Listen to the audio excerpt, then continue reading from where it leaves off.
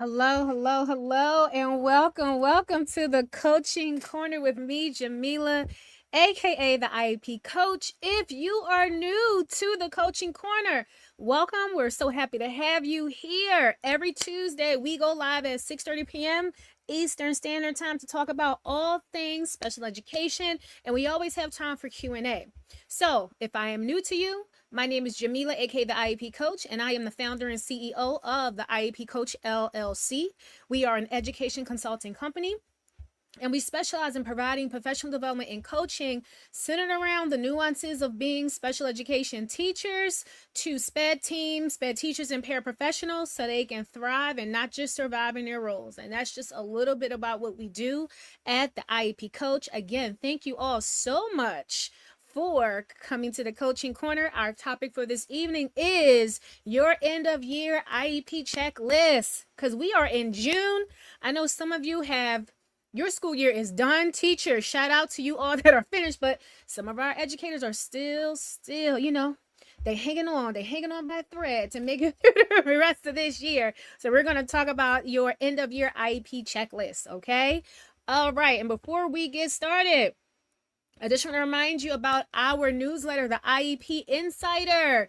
We share a weekly newsletter, the IEP Insider, strategies that can be applied immediately for special education teachers as well as the administrators, because yes, as teachers you can do but so much, but you need your administrators to support you as well. So we not only give strategies to SPED teachers, but we also give strategies for the administration on what they can do and how they can support their SPED teams at their school. So I'm going to go ahead and drop the link in the comments right now. Make sure you subscribe to our newsletter so you will know when we drop a new edition, okay? It will be going out tomorrow, so make sure you subscribe.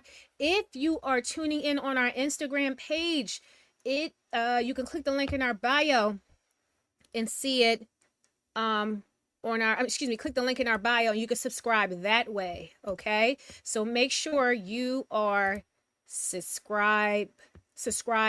make sure you subscribe to the IB Insight. I can't talk tonight. I can't talk. Alrighty.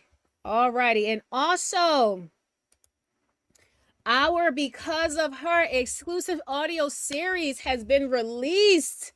So yes, you definitely want to get the exclusive behind the scenes information about Because of Her, which is a true story, what it was like growing up with a sibling that has a disability. So this series is for if you're a SPED teacher, you're a teacher, you have students with exceptionalities, you're a parent of a child that has exceptionality, and you have other children, as well. This is for you. This is for that person. If you felt like you grew up a little faster because you had to care for your siblings, this is for you as well. So I'm going to go ahead and drop that link for you to get your listen on the exclusive behind the scenes information. Alrighty, I'm dropping a link as well. If you are on Instagram, click the link in our bio and you can click the link and listen there as well. So hello. Let me know where you are tuning in from. If you are tuning in live on Instagram, YouTube, Facebook, LinkedIn, let me know where you are tuning in from. All right, let me know. Okay, New York City. Thank you for coming in, Peacock P. I hope I said that right. Thank you so much. All right, so we're going to go ahead and get started. So this is the IEP year-end checklist. We are at the end of the year, so this is the time that you need to be making sure you are closing things up correctly and properly so that when you return the next year, there's no problems. You don't got no parents emailing you or anything like that. Okay? So now you may be wondering, why do you need a checklist? Why do you need to do all these things before the school year is out? It's because, one, you are reviewing your information to make sure, one, you are in compliance. Two, you're organized. Three, it helps you to have a smooth transition for next year. It prevents chaos for, let's say, for instance, you're going to go up a grade or go down a grade. You will have it won't be chaos for that next teacher coming behind you. Okay? And it ensures that the parents are not left in the dark. They know what's going on. Okay? So first things first, you want to make sure you finalize all your students' progress reports. You want to make sure all the progress monitoring has been documented and done. Okay? Now, let's say you have a student, attendance is an issue, and they have not been coming to school. Document it. Just make sure that is documented. Okay? Make sure all of it's documented. Make sure you have your data that supports their IEP goals. Make sure you have a chart to show the data points and a blurb about that chart to explain the data. Make sure all your progress reports are finalized, okay? So that way, when the parents get the progress report, they can see the chart or table that you have, and they can see the blurb that explains that table, okay? Because it makes no sense just to have a table and the parents don't know, well, what's that table representing? Okay, don't have vague data. Make sure you have clear data, okay? All right. Now, again, make sure they're finalized. Make sure nothing is in draft form. All right. The next thing you want to make sure that you do is you want to update and organize your files. Okay? Update and organize your files. All right. On Instagram, please let me know if I'm frozen or not, because it looks like I am, but I'm not sure. Let me know if I'm frozen on IG. All right, you want to make sure that your files are organized, okay? You want to make sure, okay, when I was in a classroom, my files, I had 7th grade in a file, and then because I had 7th graders, within that 7th grade file, I had my students, their files were their initials. Let's say you have multiple grades. You have 5th, 6th, 7th. Now those 7th are going to be 8th, those 6th are going to be 7th, the 5th is going to be 6th. So you want to make sure you update your files as well. As a team, make sure all your files are updated. Make sure all of the IEP files have all of the original signed paperwork in them. In some districts, they make you submit your original documentation to their to the central office, and they have the files there. Make sure that they received all of that original signed documentation, okay? Because you would hate to have some student's file and you don't have the original document in there that is signed, okay? Make sure you have that, all right? Now, any digital files, paper files, organize your paper files, organize your digital files. Just make sure everything is organized, okay? Now, the confidential IEP stuff, of course, you as a teacher, your case manager, you are going to make sure that's organized, okay? Now, if there's any other paperwork that's not confidential, use your students to help you organize that. Because you got so many hands right now to help you, utilize them to help you with the non-confidential organizing. Okay, because this can help you when it's come times for next year, all your like your skills practice and things like that, all of that is organized. You don't have to look for anything. So you want to get yourself organized now, so that way you have a smoother year next year. Okay, all right. Now the next thing you want to do, you want to communicate with the families. You have to communicate with the families of your caseload, all right? So at the beginning of the year, I used to send out a welcome letter to the parents of my caseload, okay? And then when it was towards the end of the year, I sent out another. That wasn't the only communication I had with my parents, but like just an intro and then an outro. Because at the end of the year, let's say I'm not going to be their case manager again. I don't want them to be surprised next year. I want to let them know now. If there's anything going on over the summer, any free programming or anything in the community, I will let the parents know.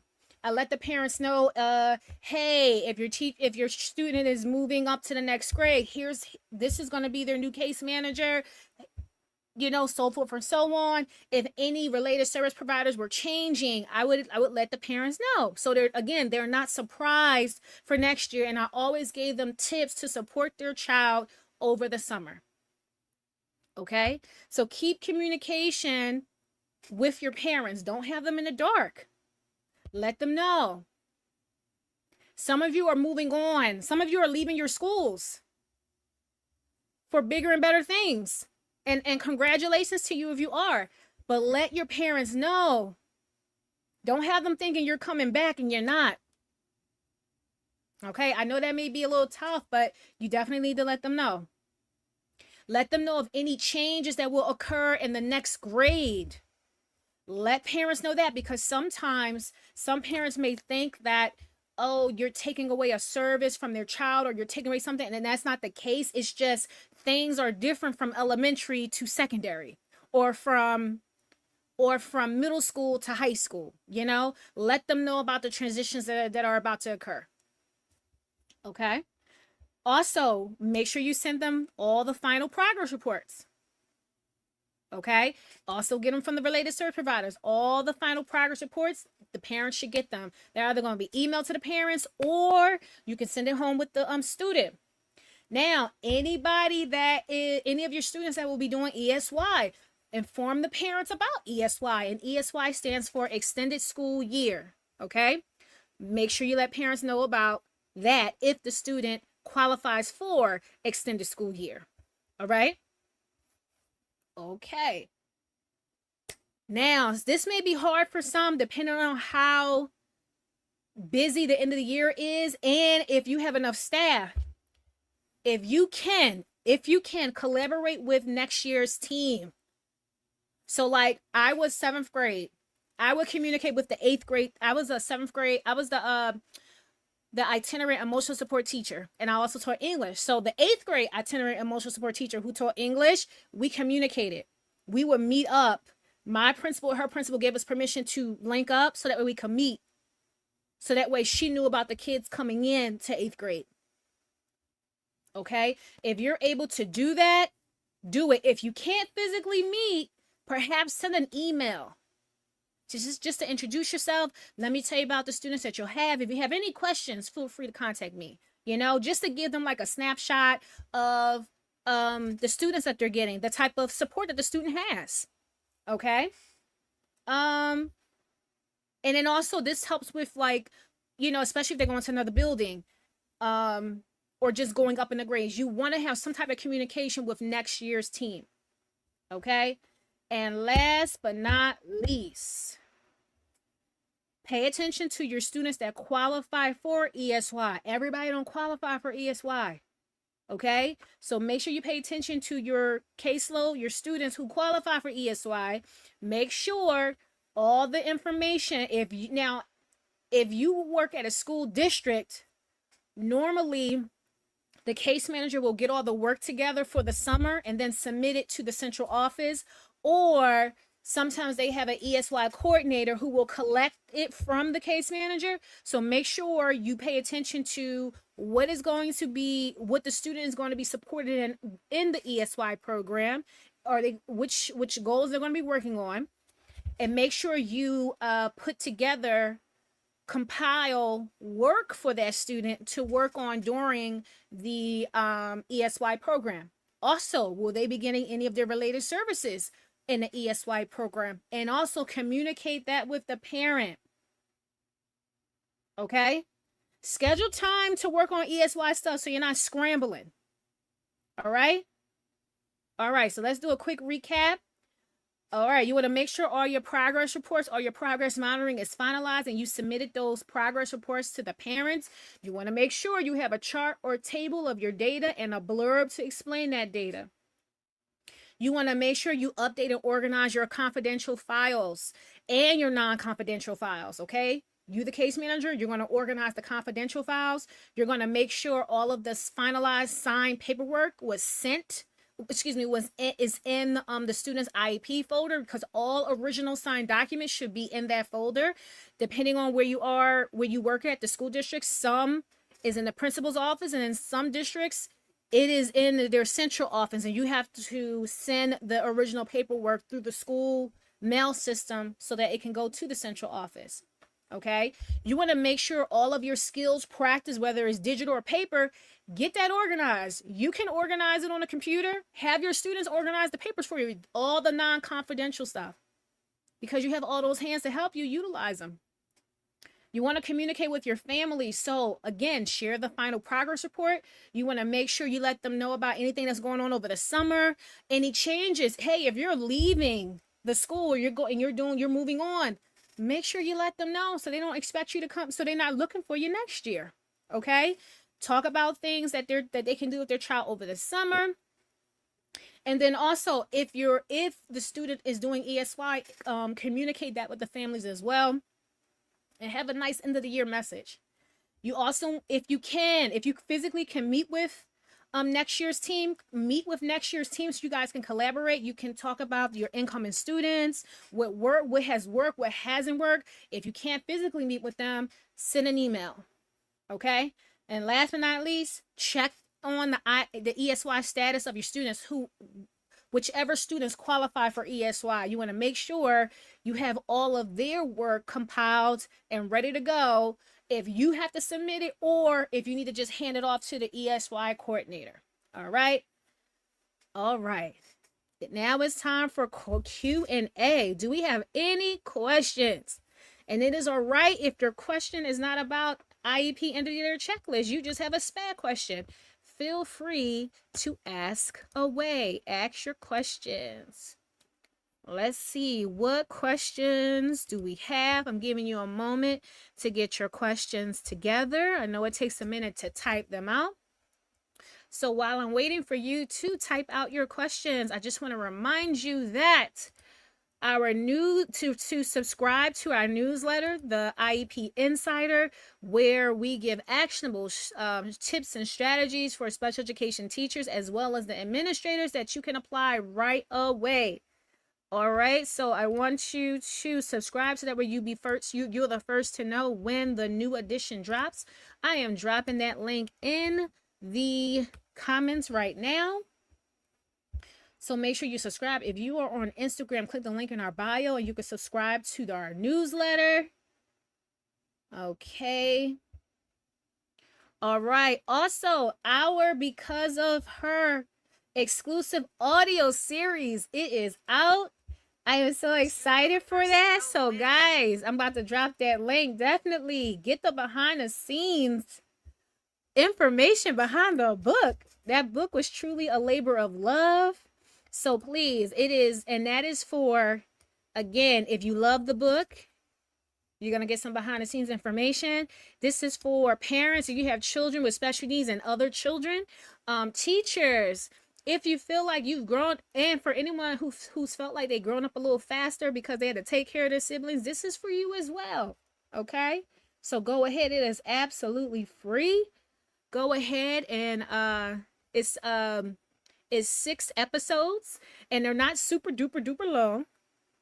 Okay? So you have, you got the attention span to, to listen to it. All right? All right, let's see if we have any questions. If we don't have questions, we're going to go ahead and get off. Let me just check one more time. Let me check Instagram. Okay, I do not see any questions. Let me go back. All right, I don't see any questions. So we're going to go ahead and sign off. But before we go, please remember to be kind to yourself. You are one person and you're only capable of doing what you are in control of. Okay? Be kind to yourself. Be safe. There will be no coaching corner next week. So we will see you all again on June the 17th. Okay? We will see you June 17th.